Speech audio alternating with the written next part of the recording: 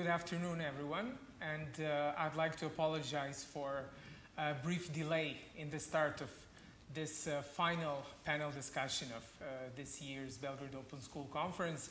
You can imagine that handling online event of this scope sometimes cannot go without certain technical difficulties, but we are coping with it hopefully successfully. So welcome to this panel symbolically called Development Beyond Coal.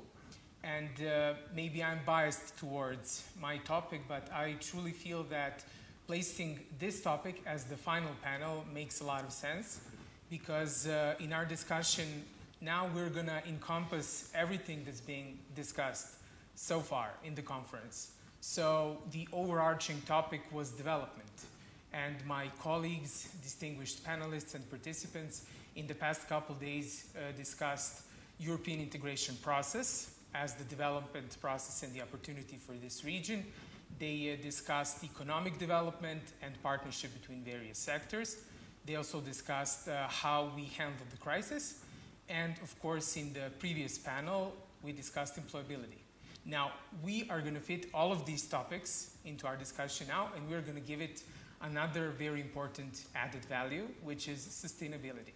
Because any development isn't good if it's not sustainable.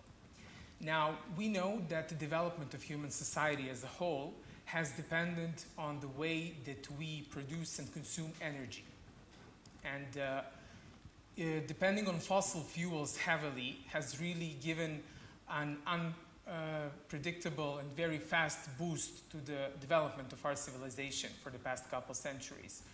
But in the last couple decades, we came to see the short end of heavy development on fossil fuels, which has pushed all of us into discussing what is a true path towards sustainable development and moving beyond fossil fuels.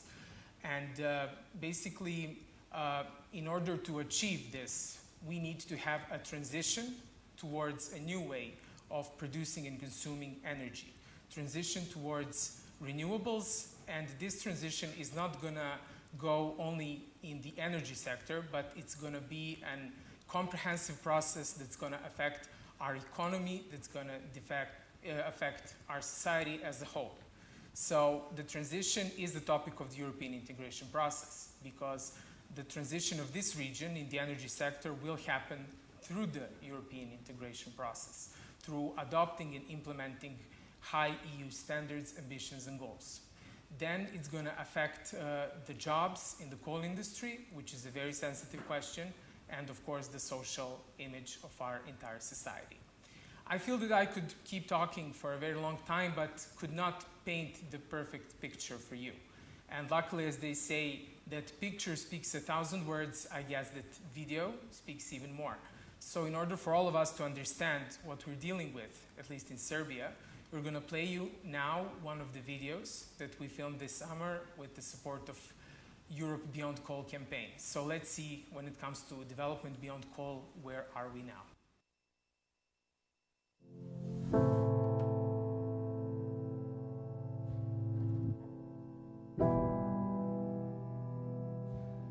Većina članica Europske unije već je ili postavila planove kojima napuštaju ugalj i fosilna goriva kao glavne energente i razviju planove za prelazak na obnovljive izvore energije. Neke su već postavile da postoje od 2025.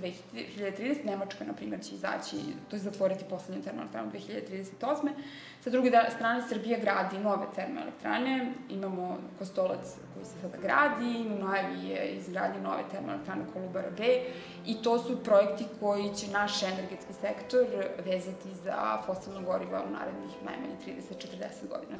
Recimo, ako pričamo o Kostolcu i Nikoli Tesli, onda možemo reći da što se tiče sumpor dioksida, one zagađuju neki 35 puta više od prosečne, po instaliranom megavatu, znači od prosečne termoelektrane u Evropi, neki 14 puta više PM čestica isto poredeći se sa jednom prosječnom termoelektranom u Evropskoj uniji. Tako da, mislim, to su ogromni zagađivači koji se apsolutno ne smije tek tako stavljati po strani kako se zna desiti, da vidite da prosto ne želi da se priča o tome iz prostog razloga, zato što su to strateški firme i kompanije koje apsolutno se moraju zaštititi. Ovo selo je okruženo sa svih strana rudokopom, termocentralom i saobraćajnim koridorom i praktično su uslovi života ovde nemogući. Veliki broj kuća, mi kada smo radili popis, mi smo praktično popisali 160 kuća. Možemo reći da su praktično sve kuće više ili manje oštećene.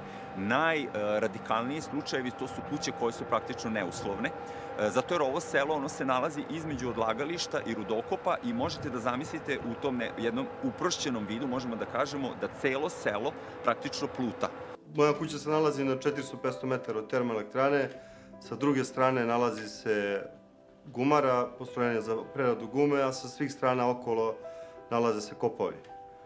Građani velikih Crljena u najvećoj meri imaju problema sa respiratornim oboljenjima, u najvećem broju deca, a postoji ulica u kojoj ljudi praktično isključivo umiru od raka pluća. U ovom selu jako veliki broj građana ima teške kardiovaskularne bolesti, ima pulmonalna stanja, to je od bronhitisa i tako dalje. I onda jako važno je da praktično u svakoj kući, mi kada smo radili popis u Centru za ekologiju i održivi razvoj, kad smo skupa sa građanima radili popis ovoga sela, planirajući da ti ljudi zahtevaju da budu raseljeni odavde, mi smo praktično shvatili da u svakoj kući jedan ili više osoba umire od raka. Postoje neke priče da bi deo velikih Crljena koji se nalazi uz Ibarsku magistralu trebalo da se raseli, međutim to su samo glasine. Pričalo se da će i deo koji se nalazi u blizini termoelektrane takođe biti raseljen. Naša lokalna mesna zajednica trenutno ne funkcioniše baš najbolje, jer za razliku od Vreočana koji su složni, ovde kod nas nema te neke narodne sloge da bi se taj problem rešio na adekvatan način. Budući da smo svesni da je ugalj resurs koji će se potrošiti u nekom narednom periodu, da li je to 20-30 godina, ali svakako lokalno stanovništvo brine ta, da kažem, pojava, pošto generalno ima dosta mladih koji rade tu. U zavisnosti koliko je ko osvešćen i razmišlja o budućnosti, svi nekako gledamo da iskoristimo te, da kažem, dobre plate, da bi nešto svoje ili na neke svoje druge hobije ili zanimanje, interesovanje uložili, što bi eventualno kasnije imalo neke doprinose i prihode. Veoma mali broj ljudi razmišlja da će ikada doći do kraja iskopavanja uglja u Kolubarskom basenu, jer ovde se većini život svodi na to da nađu posao u Kolubari i da žive dugo i srećno do kraja života, ali kako vreme prolazi, sve očiglednije da to neće trajati večno. Mi ćemo zapravo imati jedan ogroman zastoj. Naša energetska politika nije nešto posebno ni bolja, ni kvalitetnija u odnosu na energetske politike sličnih zemalja, ali, boga mi, dobrano zaostajemo za onim pozitivnim procesima koji se dešavaju u svetu, pa najviše u Evropi, koji znače napredak u energetici ka čistijoj, u većoj meri obnovljivoj, ekonomski racionalnijoj i socijalno pravičnoj energetici.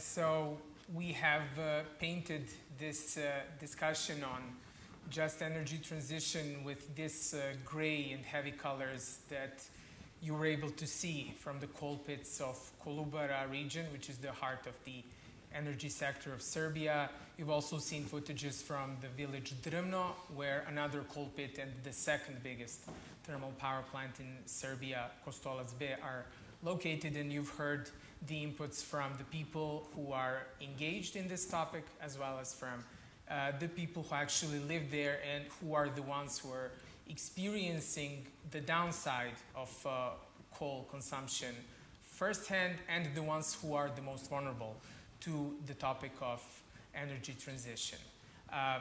I am delighted to have very distinguished panelists with me today who are going to present on how the energy transition is currently undergoing at the European level, at the regional level, and in the end at the local level in Serbia. My panelists are Ms. Ana Sobczak from the European Commission, Mr. Nikos Mantzaris from the Green Tank from Greece, and Professor Petar Đukić, who is with me here today in the studio. The plan was to start from the Brussels level and through the discussion and presentations found our way to the local level. However, we are experiencing some technical difficulties with Ms. Sobczak joining us for the discussion. So while we are addressing that, I wanted to make a shortcut from Brussels down to Greece and ask our second panelist, Mr. Nikos Mantzaris, to actually perform first rather than second. Mr. Mantzaris is very experienced in the topic of energy transition in his country, and this context is very important for us because Greece is looking towards shutting down thermal power plants by the end of the decade. What does it mean and how the process unfolds? And for the colleagues from civil society, most importantly, how can CSOs contribute to shaping the energy transition? I will give the floor to Nikos. Thank you very much. Can you hear me all right? Can you hear me all right? See the presentation. Okay. Good afternoon, everyone. I would like to thank the organizers for inviting me to give an overview on this very exciting topic that I hold very dear to my heart, namely just transition and the role of NGOs in it. Let me just, here it is. I will start by discussing the role of NGOs in the just transition process in Greece, hoping that some of the ideas may also inspire civil society and decision makers in Serbia. First, let me just briefly give you an overview of the status regarding lignite in Greece. We have 14 lignite units, 3.9 gigawatts of net capacity distributed in 2 regions. Believe it or not, we're also building a 660 megawatt lignite plant. It's currently under construction in Western Macedonia. Lignite has had a huge role in Greece's energy mix. For many years, Greece has been consistently amongst the top 3 lignite producing countries in the EU, behind Germany and Poland, despite its very small, much smaller size.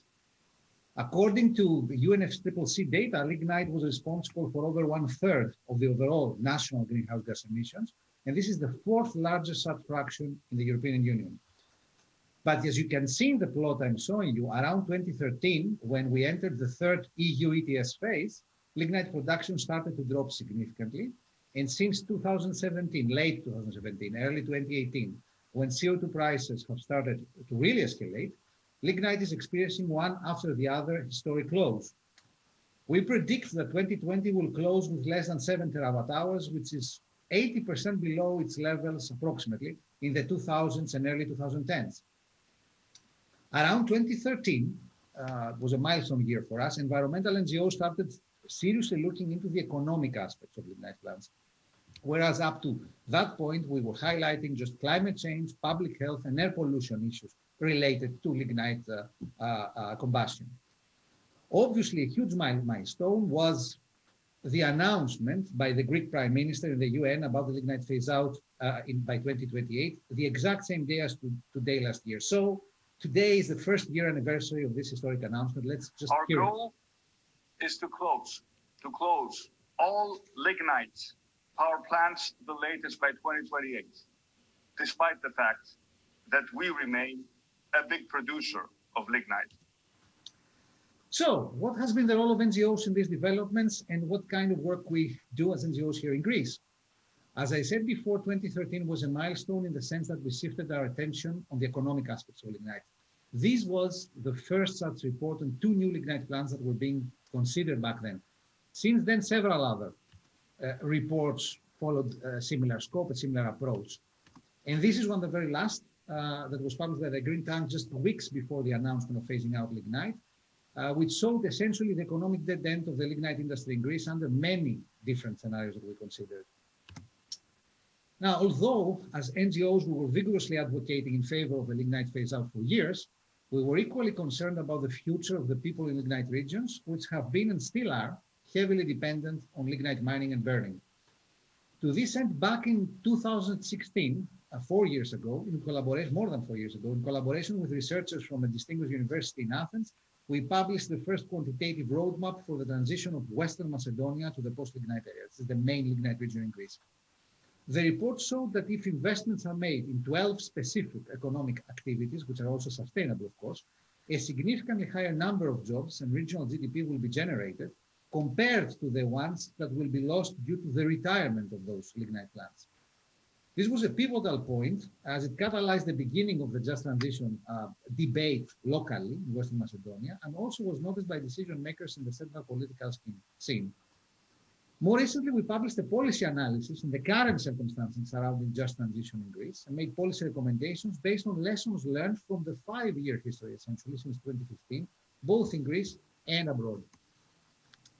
Now, a very big part of NGO work in just transition in Greece was done in very close collaboration with the mayors. Why mayors, you may ask? Because they know the problems better than anyone. They care, most of the time at least, they communicate directly with the people, and they can also influence the central governments. Our first goal was to help lignite regions obtain funding for just transition via the national EU ETS revenues. Exploiting the opportunity on a relevant bill that was brought to the parliament back in late 2015, we helped the mayor of Kozani make his case and bring together all other lignite mayors, there are 5 of them in Greece, as well as members of the parliament from different political parties. However, despite its potential, our joint efforts failed as the then minister rejected our proposal. We were persistent though, and the opportunity presented itself again 2.5 years later when the bill for the sale of the public power corporation's lignite assets was being discussed in the Greek parliament. Together with the mayors, we revived the ask, and sure enough, the alternate Minister of Environment accepted it and announced the establishment of the so-called National Just Transition Fund using public revenue from ETS auctioning.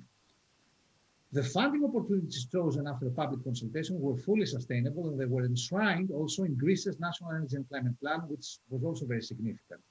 Things have further progressed since 2018 and early 2019, and the funds are currently being utilized for the right purposes in the right places. Now, another angle of engaging all lignite mayors in the just transition process is through helping them in their participation in the coal regions in transition platform that I'm assuming Mrs. Sobczak is going to talk about in detail. So I'm not going to cover what she's going to say. I just want to point out that due to the efforts and alertness of mayors in Western Macedonia, and the mayor of Kozani in particular, Western Macedonia was amongst the first 3 pilot regions of the coal region in transition platform. Its aim is basically to help member states shift their economic model away from coal to other sustainable economic activities. The really good news that I also want to point out is that the mayors of Western Macedonia, together with key local stakeholders, they have a team, continue to actively participate in the working group meetings, and they somehow manage to put aside the other political differences they do have. They frequently debate and argue publicly about several stuff, but they put those differences aside in order to help the region when it comes to just transition. One of the major problems mayors all over Europe, and not just in Greece, face, in my experience, is the feeling of loneliness and isolation. So we thought that connecting mayors from different lignite regions in Europe would really help them in learning from each other, sharing good and bad practices, there are such things, and of course join forces in common asks and requests at the national and EU levels. And so the Forum of Just Transition Mayors was born in Kozani, Greece, 2 years ago. The whole meeting went very well. The mayors who participated, there were 6 of them, insisted on repeating it for a second time in Weißwasser, Germany in 2019. This time more mayors participated, 17. There was also more elaborate exchange between them, as there was also a visit in lignite plants and mines in the area, and also a very fruitful meeting and press conference with the German Minister of Environment in Berlin. More importantly, though, the mayors agreed to co-sign a declaration of collaboration on just transition issues at the national and EU levels, basically how to attract funds, basically how to apply pressure to governments, etc. Now, this declaration, in a very brief period of time, like a couple of months, was signed by 54 mayors from 11 countries, and among them 2 from Western Balkans, 1 from Montenegro, 1 from Bosnia-Herzegovina, and 6 from the Ukraine, showing that really the just transition issue transcends differences, membership in the EU or not, etc.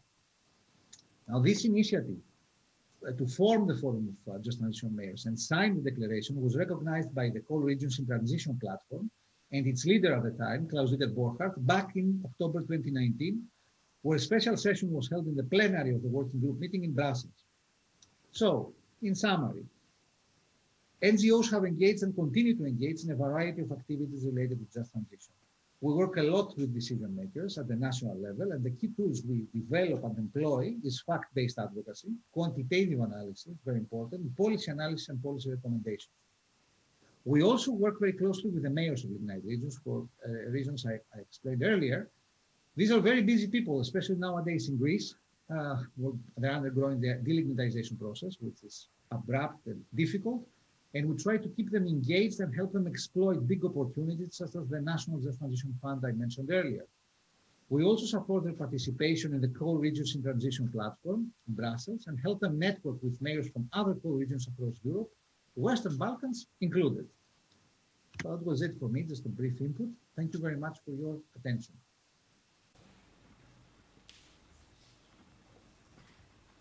Okay.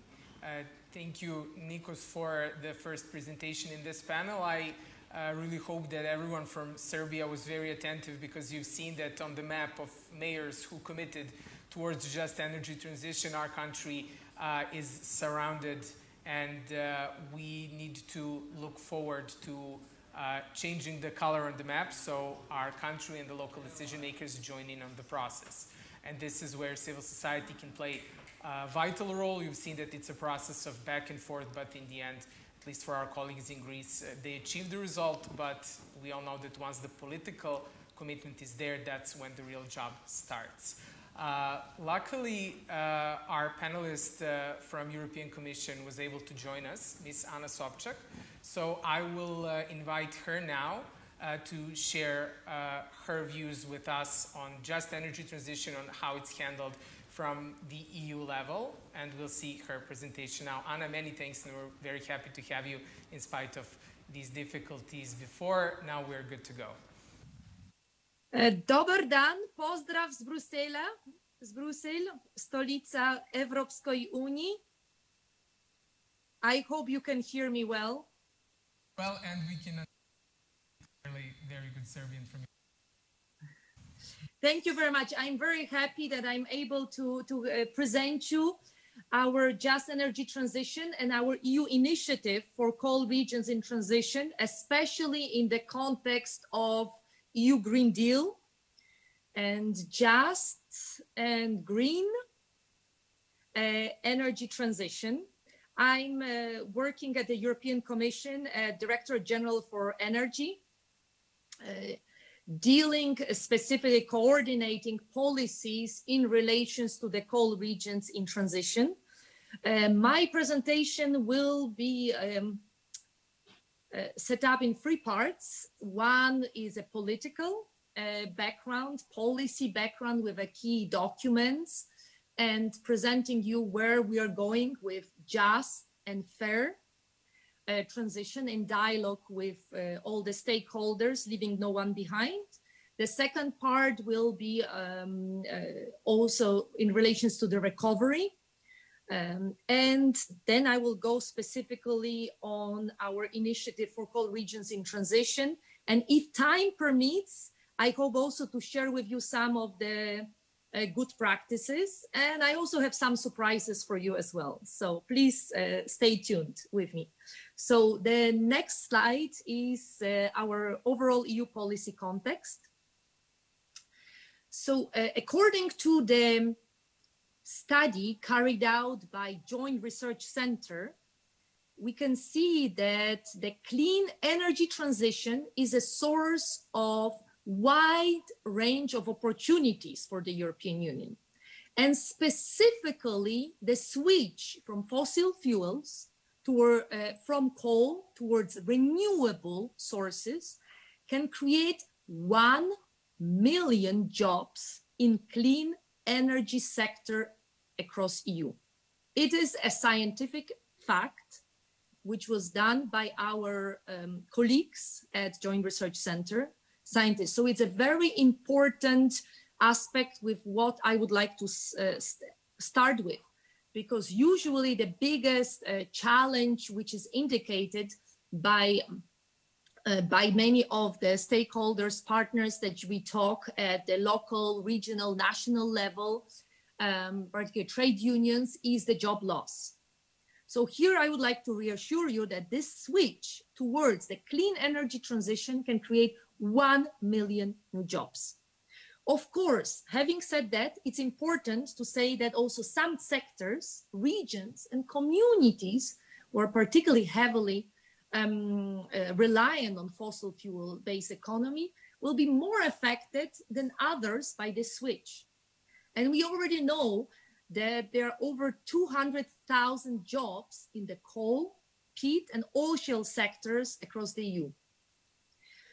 In order to help with this transition, so this is the just and fair in a dialogue, in the discussions with all different stakeholders, and also green and clean transition, we put forward number of different initiatives. So it's our EU policy and legislative context. So we have a clean energy for all Europeans. We have a European Green Deal, which is at the core, at the heart of our clean and just energy transition. As the instrument, financial instrument to go along with the Green Deal, it's a Green Deal investment plan, also what we refer to just transition mechanism. And as well, this year, we also launched energy system integration to integrate various energy systems across Europe. Next slide, please.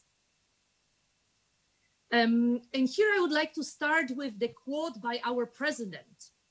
When we talk about the European Green Deal, when we talk about the just transition, that people are at the core of European Green Deal, and I really hope we'll have a next slide, our vision to make Europe climate neutral by 2050. And it's very important that it has to work for all. So it has to work for local communities, it has to work for families, for citizens, for businesses, for trade unions, for regional authorities, local authorities, private, public, civil society. And we'll do everything possible to support our people, our regions that need to make this bigger effort in the transformation to make sure no one is left behind. And that's the key message from our president. So people at the heart of it. And we really try to deliver on it as all the EU Commission services. What is our European Green Deal about? This is, as I mentioned, it's hundreds of thousands of new green jobs. So the jobs related to green and clean energy transition on the next slide. It's also this Just Transition Fund to assist member states to ensure to support the most affected. So these communities which very heavily rely on fossil fuels, on coal, on lignite, on oil shale gas. So we are really trying to support them to put different instruments, both financial instruments, but also technical assistance at place to make this transition more resilient and also strategically autonomous. Next. What is this just transition mechanism that we put in place that I mentioned? That's the instrument for the EU Green Deal. Just transition mechanism is for all the EU member countries and has 3 different pillars. The first pillar is the classic understanding of the grants. So it's basically providing grants. It's similar logic to, say, cohesion structural funds. And that's a specific set of regions identified as eligible for the first pillar for the Just Transition Fund. And those regions are either coal regions or carbon intensive regions. This is where energy intensive industries are located, such as cement, aluminium, steel, paper, fertilizers, metallurgy, and of course, the coal regions as well. And that's what it's quite important that it is at the NUTS-3 level. So this, we are talking more about the provinces, about the towns, about the cities. And here, to be eligible for this Just Transition Fund, those regions have to be mentioned in the Just Transition territorial plans, which are being prepared as we speak. They should be ready by the end of this year. And each member state is now preparing, together with the consultants, with consortia and regional, in consultation with regional and local stakeholders, the territorial Just Transition plans. So basically the strategies, how they would like to use those grants for which aspect. And also related to that, and very important, is also the second and third pillar, which is more about the loans. So it's the crowds in private investments, so the loans for private investments, which is InvestEU, quite similar to the logic of Juncker plan, if you remember, to EFSI. And the third pillar, it's about leveraging public financing, so the loans for public investments. It's so-called thanks to EIB, European Investment Bank Loan Facility. The second slide, please. You're probably wondering what are the key policy priorities which are in fact shaping those investments in energy. So now for us, which is starting in November, in very political, I would say poetical name, is so-called Renovation Wave. Is a renovation wave initiatives is for public and private building, aimed to boost renovation and energy performance of buildings across EU, particularly addressing energy poverty. It's about affordable housing, and it's improving generally energy efficiency of the building. Our policy priorities, it's also renewable energy. It's increasing the use of renewable energy sources in order to meet 2030 targets. It's also about strategy of offshore renewable energy financing mechanism. It's about grids and energy system integration, which I will talk a little bit later. And also, which is at the core, now very important discussions that we have, and I've heard that also you have these discussions as well at the moment in Serbia. It's about the renewable hydrogen, about green hydrogen. And in July this year, we launched EU hydrogen strategy. Next slide, please. When we talk about EU energy system strategy, it's about the future of the system. So having the energy flows between both users on one hand and producers, and reducing the wasted resources and money. So about the circularity of the integrated energy system. Next slide. The three characteristics are that this energy system integration must be more efficient and circular. So the waste energy is captured and reused. So we create quite significant efficiencies. It's a cleaner and greener power system with more direct electrification and end-use sectors such as industry, heating of buildings. So again, the links with the renovation wave, and transport. And the third characteristic, that the energy system integration is a cleaner fuel system for hard to electrify sectors like heavy industry or transport. Next slide, please. I also mentioned the importance of the hydrogen strategy. How can hydrogen be promoted in Europe? Through the production of increasing by creating a sustainable industrial value chains. It can be also created by boosting the demand for clean hydrogen, coming from industrial applications and mobility technologies. I think why I'm mentioning, because the same, how can hydrogen be promoted in the European Union, but as well the same applies across all the countries in Europe. And I think that's also some food for thought for Serbia, for all the partners. What the clean hydrogen needs, it needs supportive framework, it needs well-functioning markets and clear rules, as well as dedicated infrastructure, logistical network. It's important to promote both research, development, and also innovation in clean hydrogen in technology. So investing in the more innovative research to develop more efficient solutions. And as well, and here particularly the importance of Serbia comes in place, because Europe, we will secure cooperation opportunities with neighborhood countries and the regions of the EU to work and establish a global hydrogen market. And we have in place already European Clean Hydrogen Alliance, which will help build a robust pipeline of investment. Next slide, please. So here it presents what is the path towards a European hydrogen ecosystem step by step. So where we would like to be and which step. This is quite more detailed. I will skip it, but just for you to have the idea about it. Next slide, please. And here I would like to cite my commissioner for energy, Ms. Kadri Simpson, who put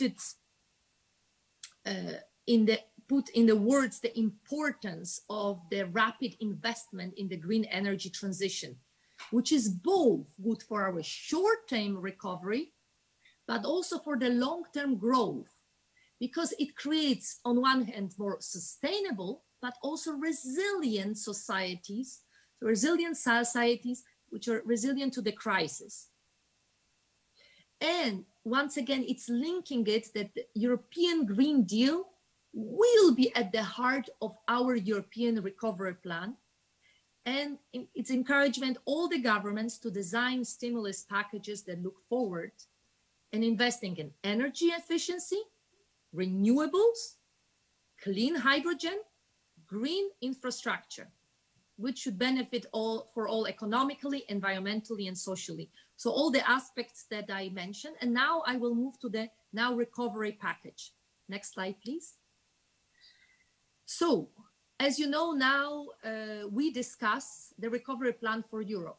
If any of you watch the State of the European Union by our President, Ursula von der Leyen, you could see that most of the speech indeed was dedicated to the recovery plan for Europe. So what to do post-COVID, how to support member states to recover, repair, and emerge stronger from the crisis, how to kickstart our economy, how to help private investment to get moving again, and also how we can learn the lessons of the crisis and address Europe's strategic challenges.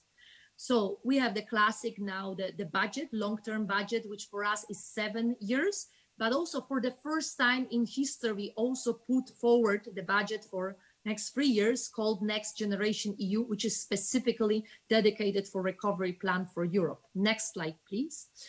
So you probably wonder, what are the financial instruments for this recovery plan? There are specific instruments for regions, companies, and citizens. Then it's companies, health sector, and global partners.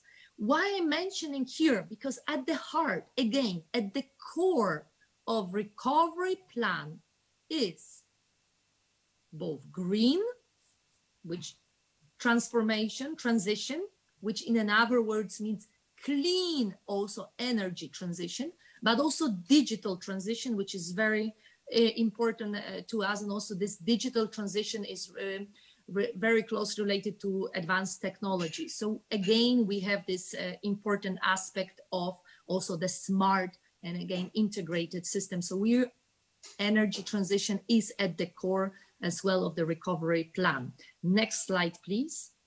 And here, I also would like to cite and quote our executive vice president, who says that we at the European Union, EU, must show solidarity with the most affected regions in Europe, such as coal mining regions and others, to make sure that the Green Deal gets everyone's full support and has a chance to become a reality. So here, the focus is again on those coal regions who are willing to go through the transition, being both just, so in a dialogue with all the stakeholders, involving all the actors, and also to go through this clean and green transition. Next slide, please. And here it brings me to the core of the presentation. So our initiative for coal regions in transition, which I believe you're quite familiar with. And I heard that my colleagues for Ambassador were mentioning before. What is so important about our initiatives? It's very important that it's a dialogue. It's an open forum to bringing everybody on the board, to hear the opinions, to share experiences, what are the different challenges, and come up with a common solution which can be tailor-made to the needs of particular communities. So instead of just having, let's just close down the coal mines and just let's see what's happening. No, we don't want to do it like this. It's not about top-down. It's about let's discuss together how we can help to the workers, to the coal miners, to use their skills, to use their competences, to find them jobs maybe in different sectors. How we can help also generally the communities to enter into different different economic activities. So it's about decarbonizing the whole energy production and diversifying local economy with all different partners. So we can see we at the European Commission with different services, so DG Energy, so Directorate-General for Energy Policy, for Regional Policy, for Employment. We also have colleagues for European investment banks involved. We always have representatives of national, regional, and local administration on the board. And we always, during the meetings, we have social partners, civil society, industry, trade unions, NGOs, youth organization, academia, and energy sectors. And it's a collective brainstorming and exchange of best practices. And we try to assist both the regions, but also the cities, the towns, to prepare those energy transition strategies together, to identify different transition-related projects. And once we identify those projects, only then we match them with funding opportunities. So it's a very important logic that first we see what we need, and when we then check how we can link it with the funding opportunities.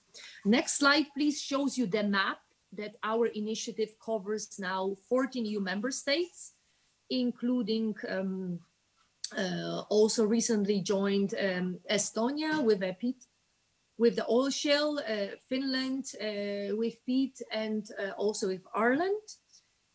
So together 34 regions. Next slide, please. Our initiatives is also a knowledge hub on energy transition for coal regions.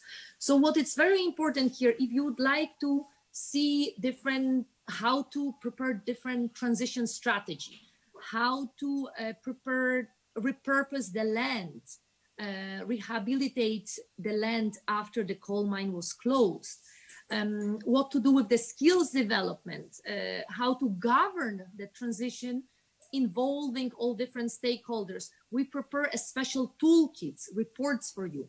You also have videos, webinars, which are dedicated to those aspects we can see on our YouTube channel. And also our secretariat for the Initiative for Coal Regions in Transition is offering special technical assistance advisory support to 7 pilot regions, so Karlovy Vary, Czech Republic, in Greece, in Ireland, 2 regions in Poland, Romania, and also in Asturias in Spain. Next slide, please. And we have already quite big achievements within the EU, but as I said, we are also very closely thinking how to help our neighbors, how to help Western Balkans, how to help Ukraine. That's why we're developing also initiative for coal regions in the Western Balkans and Ukraine. And we have 5 partners together. So with European Commission, we also have the World Bank on the board. We have European Bank for Reconstruction and Development, Energy Community Secretariat, and as well College of Europe in Natolin. So each of the partners is involved to provide also assistance. You probably wonder what kind of support can this initiative for coal regions in Western Balkans and Ukraine provide. We're at the moment in the process of evaluating different offers to set up the secretariat, which would manage and implement this initiative for coal regions in Western Balkans and Ukraine, together with those 5 partners. Next slide, please. So what this secretariat for initiative for coal regions in transition in the Western Balkans and Ukraine will offer?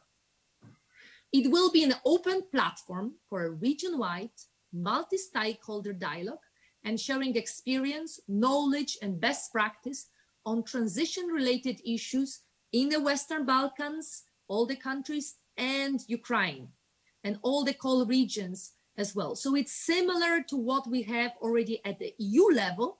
We want to introduce the same concept, but of course, together with the partners mentioned before. Okay, so I think that, yes, it's my turn now. Anna, thank you for this detailed overview in how the European Union is addressing this issue from all sides, from the energy sector, economy, social-wise. So we've seen that it's a very, very complex issue. It's very encouraging that the Green Deal will be embodied in the development plan, which means that environment and all the topics related are not going to go down on the agenda because of the economic problems. Now that we've heard the situation from the Brussels perspective, from our neighbors in the region, we will eventually come and hear more about how far are we as the Republic of Serbia from achieving these ambitious goals that have been set abroad. I will ask my distinguished guest here with me in the studio, Professor Petar Đukić, who is very experienced in researching sustainable development from all aspects, to have his say on the look of Serbia's energy sector and its economic implications. So how far are we from achieving any kind of energy transition, not only just energy transition? Thank you. Hello, everybody, all over the Europe, all over the Balkan. I have my PowerPoint presentation, but in USB I won't use it because to be enough short to allow our guests, our participants to discuss this subject. I think it is very clear it is very important to get answers for this our presentation or our thesis. I can say only in the first step that transition in Serbia is something that happened more than 3 decades. What means transition in economic or energy sector. All of us have its own attitude. For example, I think that we are just all over the world in the first step, maybe in the first step, maybe not yet, to return from COVID pandemic economy to post-COVID pandemic economy. One of this area, of this aspect of issues of this new transition is return or deblockade all transition process that stopped because of pandemic era. Nowadays in Serbia we cannot be satisfied with energy sectors because first of all I can say maybe some people know here in Serbia probably all know that we in Serbia use more than 51% of primary energy from coal. But the good news is that more than 20% of our energy is from renewable resources, but it's not enough satisfied process because their processes are not enough clean, not enough efficient. You know, for the difference between economic efficiency and social efficiency, especially technical efficiency in energy sector, there are two or three different issues of energy transition, and in our strategy of energy development adopted in 2014 is written that we have several very important issues of next development of energy sector. First of all, energy efficiency. Second, wider using of renewable resources of energy. And third, to get our energy sector more economically costly, to get enough enough quality energy and stable energy system, but without or decreasing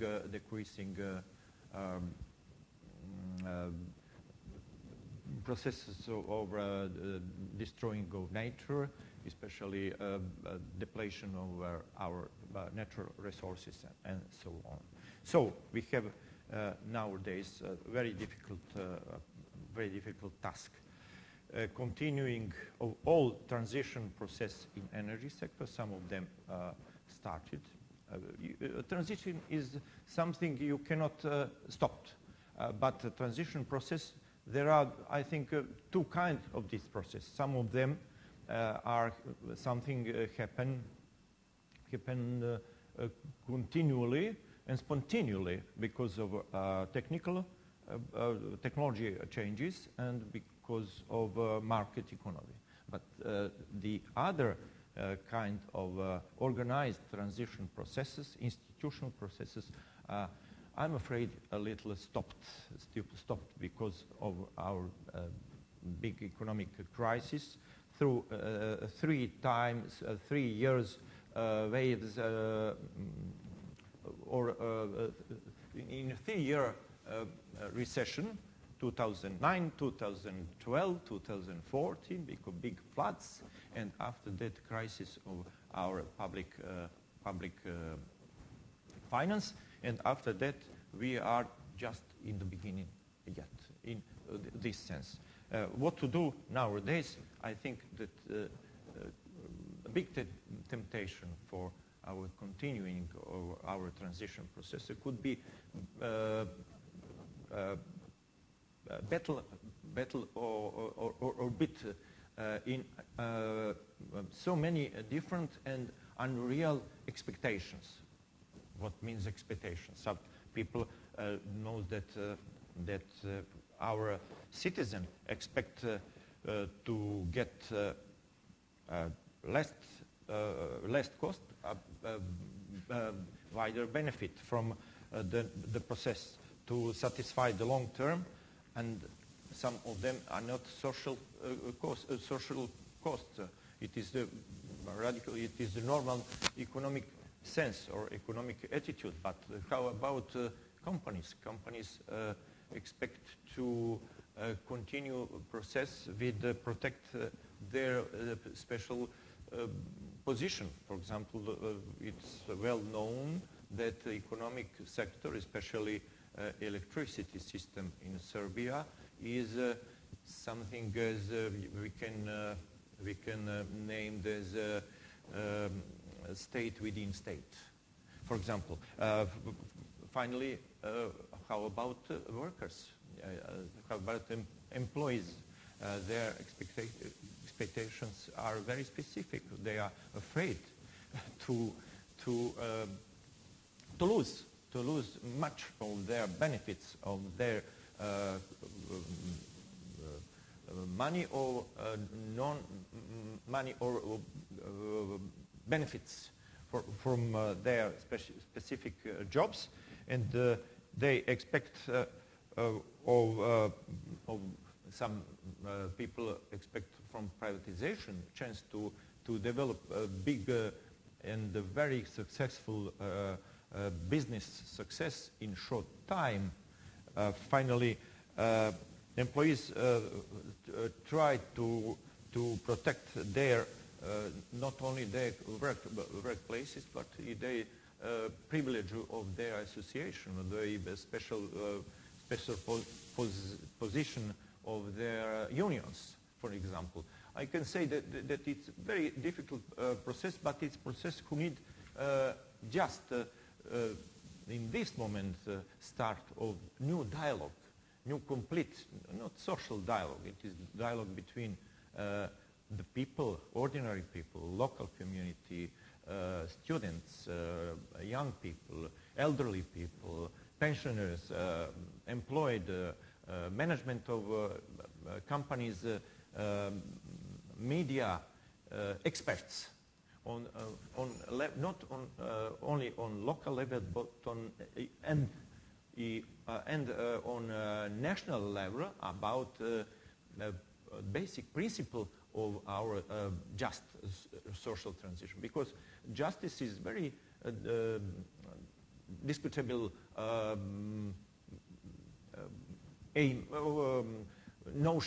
motion, because you have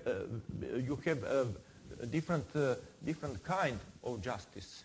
Something just for me maybe is not just something just for you. We have social justice, economic sense of justice, cultural justice, international justice, and finally justice towards future generation. I think that this last is more important for our energy transition. Yes, thank you.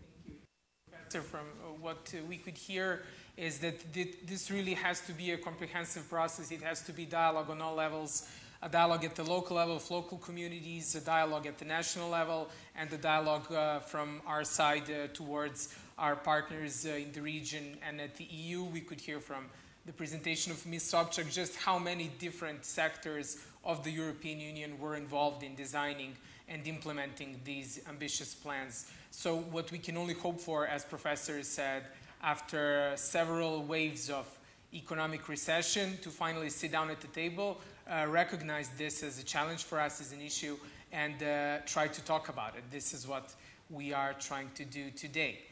So I would just like to ask my colleagues now to play the second video that we prepared for you that summarized in a couple minutes the key challenges and perspectives of the energy sector in Serbia.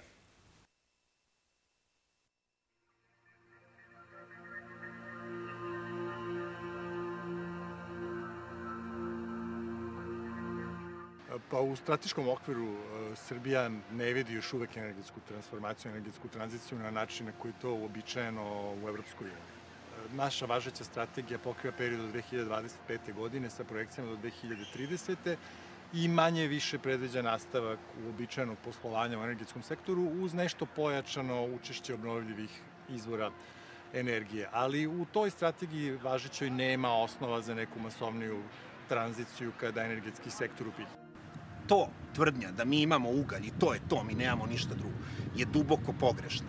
I mi smo zarobljeni u tome već više od 40 godina. Dakle, vreme kada je kada je ova zemlja bila mnogo veća i kada je bila sposobna da napravi termoelektrane sama, to vreme je davno prošlo, to je jedna daleka prošlost, mi iz te prošlosti treba da izađemo. Mi ćemo pre ili kasnije doći u situaciju jednostavno da više nećemo moći da budemo učesnici ni na regionalnom, ni na evropskom, ni na bilo kakvom tržištu sa ovakvom energetskom politikom. Danas, dok mi razgovaramo, električna energija iz obnovljivih izvora je jeftinija od električne energije koja se proizvodi iz uglja. Potpuno se u tehnoekonomskim analizama zapostavlja to da spaljivanje uglja podrazumeva proizvodnju ugljen dioksida. Dakle, ugljen dioksid je gas sa efektom staklene bašte i svako ovo povećanje proizvodnje uglja radi obezbeđivanja energije za odsumporavanje i za te filtere zapravo povećava CO2 emisije. Trenutno su dozvole za spaljivanje, odnosno dozvole za proizvodnju gasova sa efektom staklene bašte na nivou oko 27 do 30 evra po toni CO2. Elektroprivreda Srbije otprilike emituje između 30 i 40 miliona tona godišnje, što znači da na ceni koja je trenutno, otprilike bi bilo potrebno da se plati između 600 do milijardu evra godišnje. Ono što je novo u zelenom evropskom dogovoru je predlog o uvođenju, hajde da je tako nazovemo, granične takse na ugljenik. Zvaničan naziv na engleskom tog mogućeg alata javne politike je Carbon Border Adjustment Tax. Čemu on služi? Neke zemlje članice Evropske unije su primetile da su oni u svojim naporima da smanje emisije gasova sa efektom staklene bašte neke industrije promenili, neke industrije zatvorili, a čini im se da im preko granice dolazi različita vrsta robe koja nije opterećena tom vrstom troškova. I oni smatruju da je to nefer konkurencija. Ako bude donet, dakle, taj mehanizam, on će zapravo oporezivati robe koje su proizvedene u industrijama gde je ugljenični otisak veliki.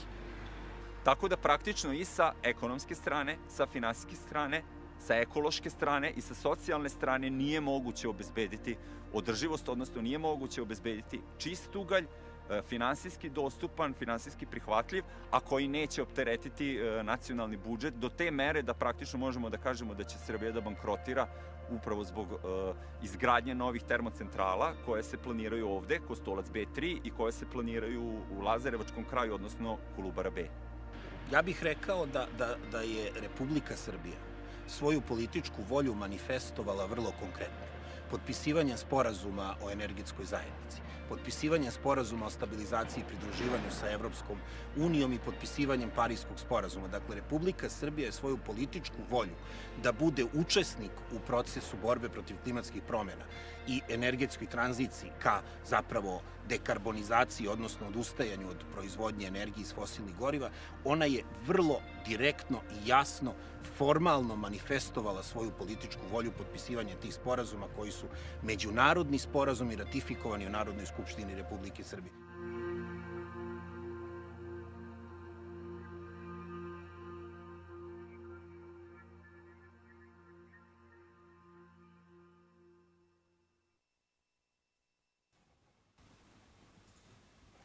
So from the video that's being presented, you could get a glimpse of what lies ahead of us as an EU candidate country if we continue with the current state of play. So I'd really like to thank all my colleagues from other civil society organizations that took part in the filming of this material this summer and did the talking on my behalf in order to introduce you with how complex this challenge is that lies ahead of us. So believe it or not, the sites that you've seen in the video, the wind farm, for example, is not from somewhere in Europe, it's from Vojvodina. So we hope to see more of those renewables capacities in the future. We will just now regroup a little bit in order to conclude the discussion and to let our dear participants give their contribution with questions.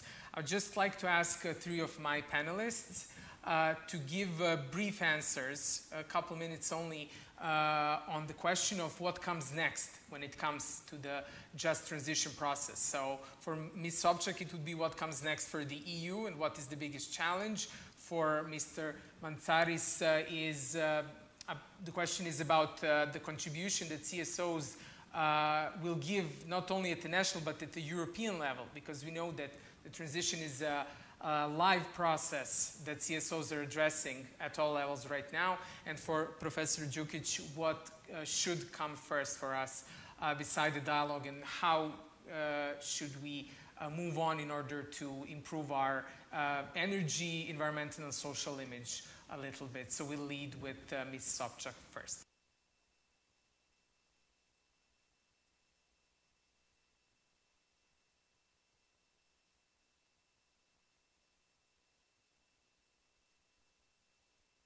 What they were presenting and already what has been achieved by Serbia, and all the efforts to involve different stakeholders, talking to NGOs and moving the process forward. You asked me the question, what next for the EU about the transition, the just transition. The next for the EU are the next steps forward. Transition is a process. Just transition is a process in the dialogue, talking to NGOs, talking to the public authorities, industry, businesses, youth organizations, local level, regional, national level. It's about exchanging of experiences. It's about learning from each other. It's about thinking in the long term, strategically, where we want to be tomorrow, in 5 years, in 10, in 20. This is important aspect. So it's just, and also the green, the clean energy transition, with a focus on renewables, with a focus on the green hydrogen, and with keeping in mind also the recovery process, creating new economic opportunities, new jobs, growth, and involving entire society. And all the time, keeping the feedback, the dialogue with everyone. Thank you very much. Okay, thank you. I'd just like to ask Nikos to join and have his say on what comes next for civil society organizations. How do we keep pushing the just energy transition process forward?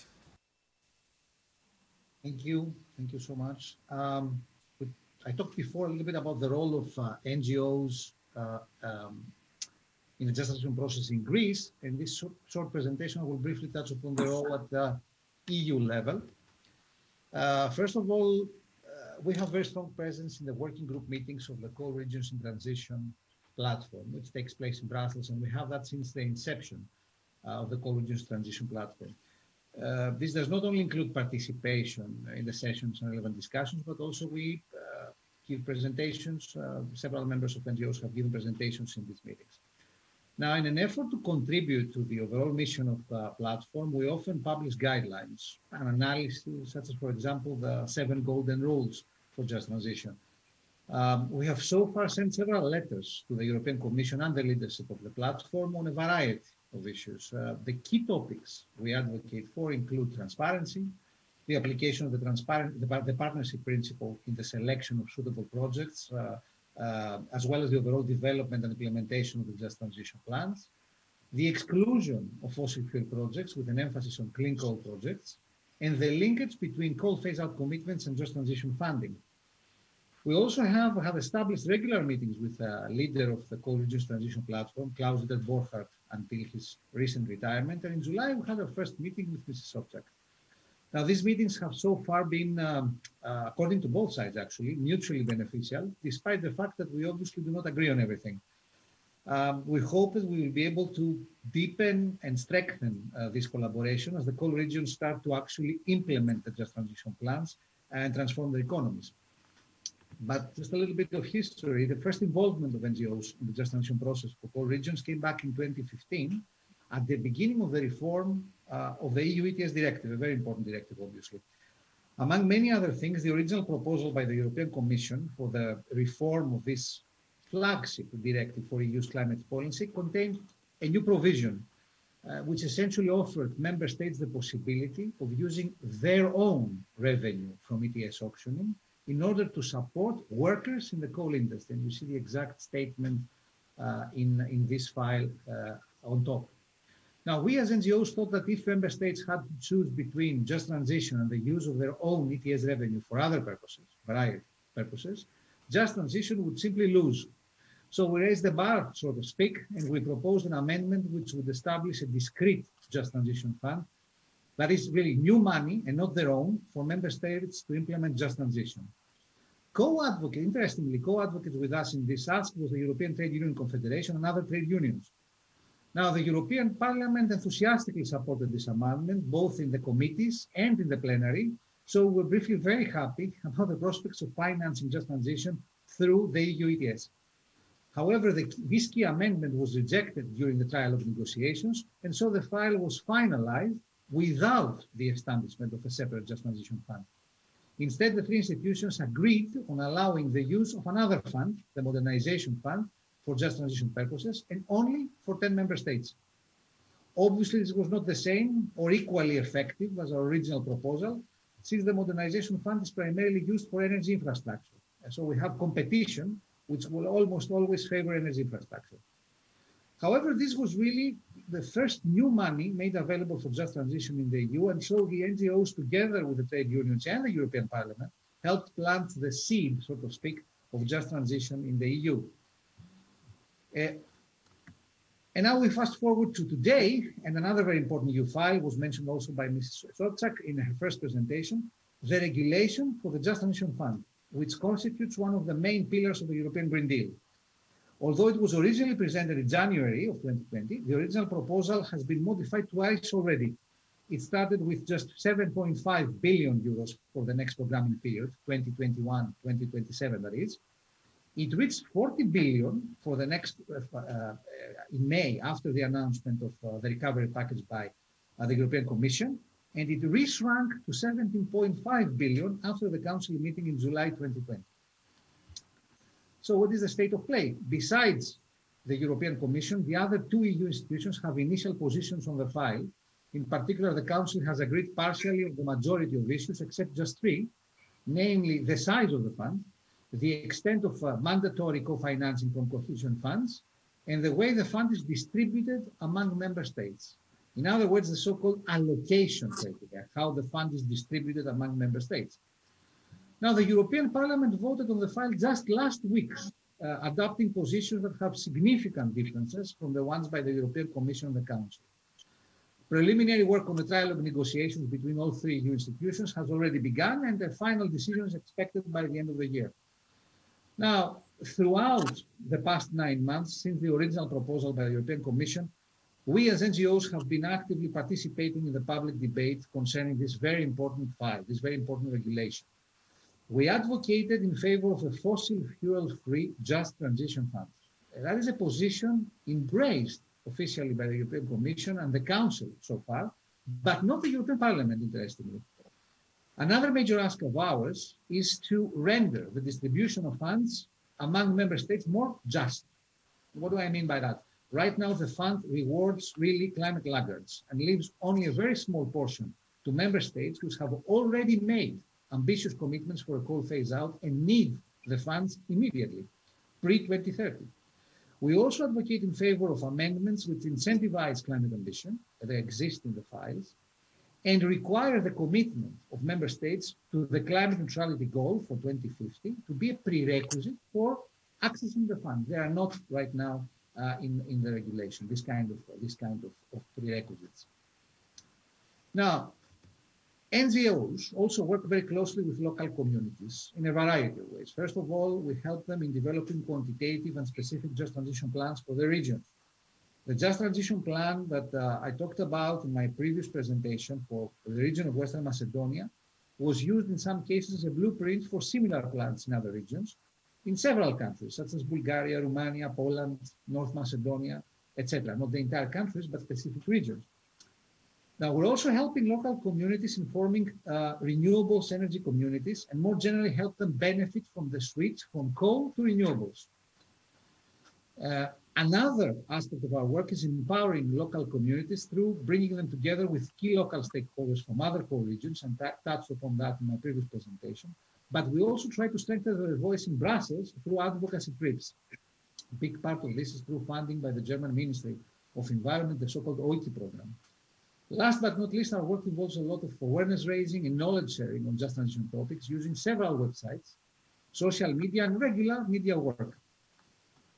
So, in summary, to answer your questions, NGOs engage in Europe in multifaceted work at the EU level, including active participation in the co-region transition platform, advocacy in key EU files related to just transition, such as the EU ETS and the Just Transition Fund regulation that I mentioned earlier, and efforts to strengthen local communities in a variety of ways. Thank you. Okay. Thank you, Nikos, for your intervention as well. We also hope to give our contribution through our work towards awareness raising, but towards sharing stories, because it would be much more effective for any decision maker of any level in Serbia to believe this is achievable if the experience is shared with other decision makers who have undergone the process of energy transition as well. This is definitely what we're going to look forward to doing together in the future. Finally, I would just like to ask my guest in the studio, Professor Đukić, for his final remarks, and then we will move on to the questions from the audience, and some of which are already received. Thank you. Thank you. 2 minutes. One of the second discussion of my colleagues, dear colleagues, Mr. Nikos underlined very successfully that for just transition, the first step, the first condition is a just transition fund. Without money, no transition and no just transition. Solidarity is maybe the second keyword, who is very important in this, and social public debate. He talked about public debate as a condition for just transition, but Anna Sobczak mentioned very important categories as renewable sources, clean energy, Green Deal of European Union, and solidarity too, energy transition in social development, and so on. The second minute is about Serbian just transition. I think that nowadays, in general sense, we have to start one new step in energy transition and transition of economic and social system at the whole, especially because we are in late transition. We are very late in transition because of different political and other, maybe in historical circumstances. Our just transition of energy sector in Serbia must be gradually important, transparent transition who allows enough people to see all the processes in a sense of social justice, for example, and economic efficiency of this process. It could be or have to allow participation of all stakeholders, to allow overlapping of social, economic, environmental, and technological aims or goals. For example, social justice, environmental, clean energy system, and finally, it is one common sense of all society, sense of justice. What justice means, we had to talk about it, and finalized that our conclusion. After that, start with some money. Money is very important. in this situation. You can get money abroad, but I think that the first step, important step, is obtain some money from your country, intending to do this just transition in our sense. I discussed. The part of the discussions that we had before on where did the funds end up that were gathered at the local level for recultivation in Kolubara region. So this is something that we need to keep insisting on. Finally, we're going to move to some questions from the audience, and I already have the first question, and it's for Professor, but of course, Nikos and Anna can feel free to reply to it later.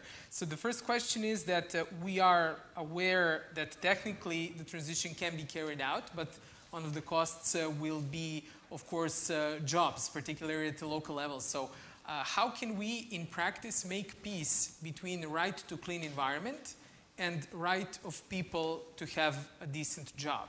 This is, as also other panelists pointed out, the key concern is what will be with the local economy of the regions that give up on their main economy. It is a big controversy. How to deal with all these different expectations. For example, what just transition means for the local environment, for the local community, Kostolac or Kolubara near Belgrade. You know, all people knows that all employed people are privileged people because of their incomes, their position, and in position of their companies. They are we can say that they are nowadays in some semi-monopoly position. One government council, fiscal council of Serbia, proposed that we can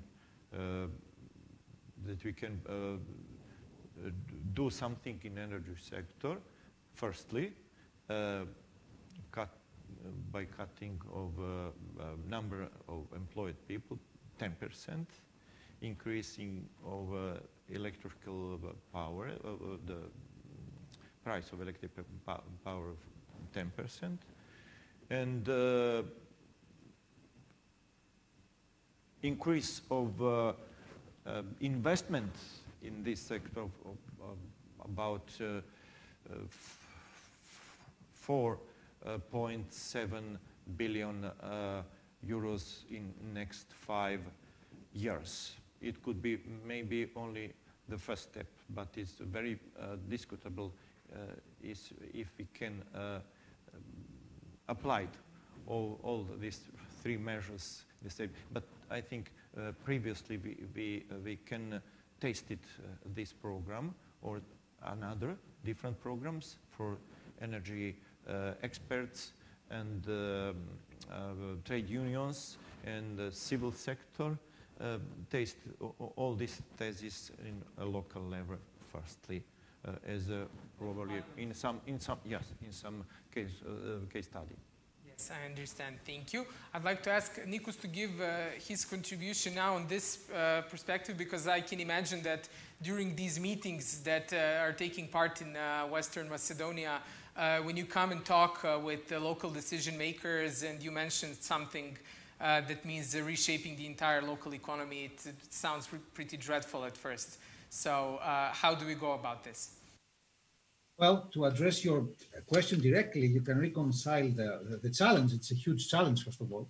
You can do this by selecting appropriate economic activities. And by appropriate, I mean activities which exploit the comparative advantages of regions. They're not the same for every region. For example, in Greece, when it comes to Greece, a renewable sector, the energy storage sector, energy efficiency. You might say this is quite generic, but one needs to consider that in Western Macedonia, there are so many lignite plants soon to be retired. This can be transformed into energy storage facilities because the infrastructure is there, and you can exploit also the expertise that you have in the public power corporation in the energy sector.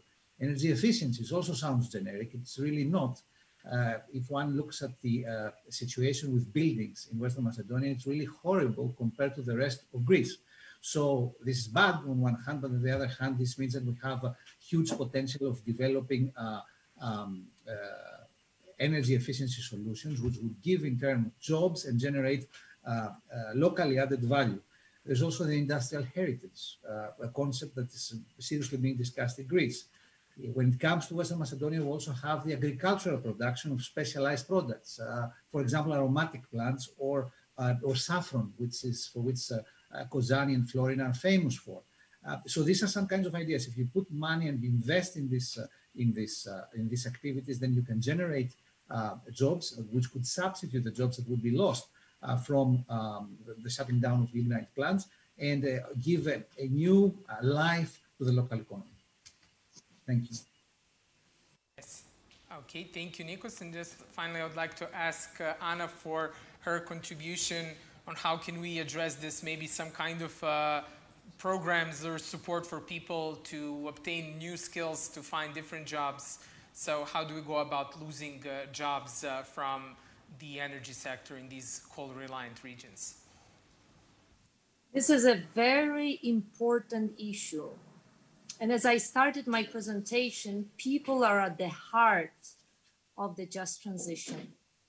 And the employment, their jobs, because this is how they provide for their families, for their children, and we recognize it. And it's also being able to work, it's also sense of pride, sense of belonging, important for the whole communities, and often their entire communities dependent on coal for generations. And while talking, so that's why I was putting this big emphasis on the dialogue. While talking to the stakeholders and to all different people from those from different coal regions, we recognize that it's very important to provide them various opportunities to continue working using their skills and their competences in different sectors, in clean energy sectors. But to achieve that, it's important first to talk to people, even on the individual level. That's why in my presentation, again, I was putting this big emphasis on the energy transition as a process, being step by step. Once you know how you can use the skills and competences of the people moving to a different sector, then you can see and adjust the funding accordingly. So I would argue that first you need to know what you want to achieve, what is your strategy, what is your plan, what you want to do, and then look for the funding, either in the form of grants or in the form of investment, in the form of support, in the form of trainings. And we do offer number of trainings. So Just Transition Fund, the first pillar of Just Transition mechanism, will be specifically, among other things, dedicated to creating new economic opportunities for startup. It will be for reskilling and upskilling. And now, as we speak, we have ongoing consultation on pact on skills. And I strongly invite you also to provide your opinion on that, on Pact for Skills, which will be launched now, I think, in November. I can send you the link to that. You can find it if you Google Pact on Skills, and then you have different elements exactly how to maintain the jobs and create more jobs and growth as well, and keeping the skills and competence of people and using it in different industrial sectors. Thank you. Yes, thank you, Anna, and thank you for the invite to give contribution to the document. I'm sure that my colleagues from the improvement of employability sector from Belgrade Open School will help us in this. This is basically the end of this panel, and we are very near to the end of this conference as well. I would really like to offer my compliments towards my colleagues, towards all the panelists and participants who, against all odds, found a way and the time to meet in this format and discuss these topics in spite of all the external circumstances that we are all very aware of. And I can only say that I hope that in all areas that we discussed, we can see at least one significant improvement within the next year. And I hope that next year we will be able to meet in person in Belgrade as we usually do during the Move.Link.Engage conference. I would like to end it with a dose of optimism. So what will follow now is the final video that we have filmed this summer that talks about the potential of renewable energy sectors in our country and the ways to obtain it. After which I'll just kindly ask you to stay for the evaluations. So from our relatively new address in Belgrade, that would be all for this year. Thank you very much.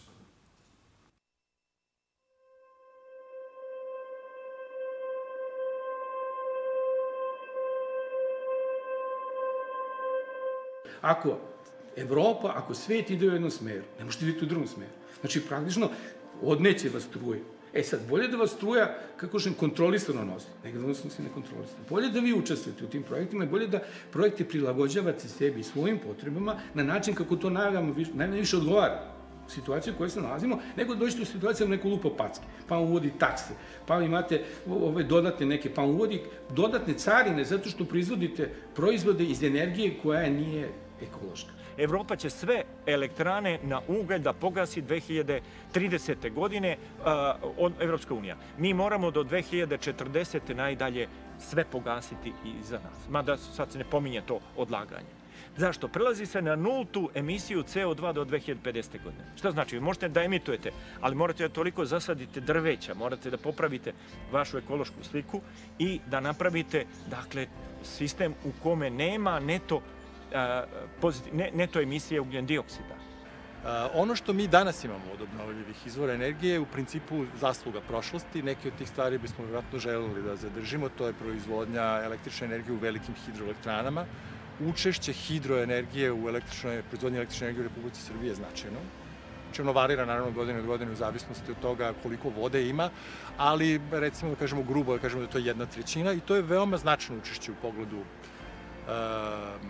ukupnog učešća u odnosu na druge, recimo, zemlje u Evropskoj uniji. S druge strane, Srbija osim toga ima izuzetno velike potencijale vetroenergije. Znači, u Srbiji postoji sigurno između 1,5 i 2,5 gigavata dostupne energije, samo je potrebno izgraditi. Očekujemo izmene regulative vezane za nove projekte, pričamo ili minimalnim ili o minimalnim podsticajima ili o generalnom okruženju u kome će biti mnogo jednostavnije investirati u obnovljive izvore. Pogotovo vezano za sam taj otkup električne energije koji je ključan da ima stabilan kako bi banke mogle da finansiraju ovakve projekte u budućnosti. Dakle, Srbija bi osim tih 1,5 do 2,5 gigavata vetroenergije, solarne energije u velikoj količini i uštede mogla da obezbedi i velike hidrocentrale, posebno reverzibilne, koje bi mogle da obezbede stabilnost sistema i na taj način bi se apsolutno izbegao prigovor da je nemoguće organizovati stabilan i siguran energetski sistem bez uglja u Srbiji. Te strateški pravci razvoja energetike ili energetske tranzicije trebalo je da se zasnivaju u najvećoj meri na energetskoj efikasnosti. I isto tako postoji izuzetno veliki potencijal uštede i to do te mere da bi praktično izolovanjem kuća u Srbiji moglo da se postigne da uštedimo postrojenje praktično celo ovo Kostolac B1, 2 i buduća potencijalna 3. Često negdje u javnosti možemo vidjeti kada pričamo o zatvaranju termoelektrana, nekako se najjači kontrakomentar koji bude istaknut jeste da će ti ljudi ostati bez posla.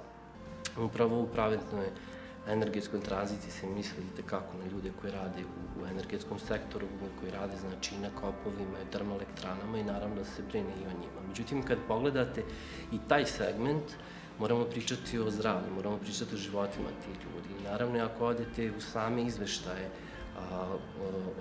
o zagađenju vazduha i u izveštajima energetskog sektora, vidjet ćete da dosta ljudi takođe trpi zdravstvene probleme upravo zbog toga što radi na samom kopu ili u samoj termoelektrani.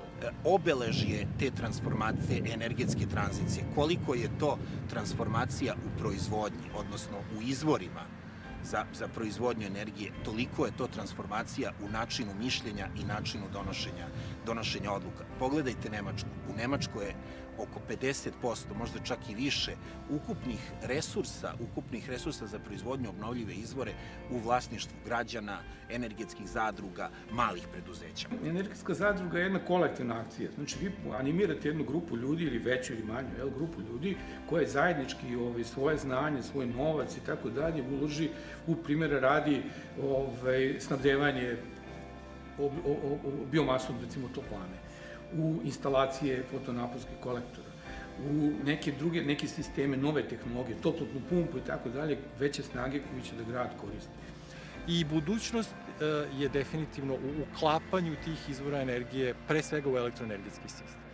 Oni koji se protive tome ispravno primećuju da sunce ne sije noću, da vetar ne duva stalno, u tom smislu ovi izvori energije su prekidni, intermitentni i postoji potreba da se upravlja elektroenergetskim sistemom na jedan novi i drugačiji način, jer vi upalite nuklearnu elektranu ili pa i elektranu na lignit i praktično ne gasite osim za remont. Znači, i ona radi, a što radi ravnije, to je bolje za sve. To nije slučaj sa vetroelektranama i sunčevim elektranama. Taj, da kažem, poseban karakter ovih elektrana nije smrtna presuda za te izvore. Postoji način fleksibilnog upravljanja koji su sve jednostavniji, sve su bolji i ono što je tu posebno važno je regionalna saradnja. Ekonomski, ne samo energetski i klimatski, budućnost nam je trenutno dosta neizvesna ukoliko ne budemo počeli se usklađujemo sa Evropskom unijom.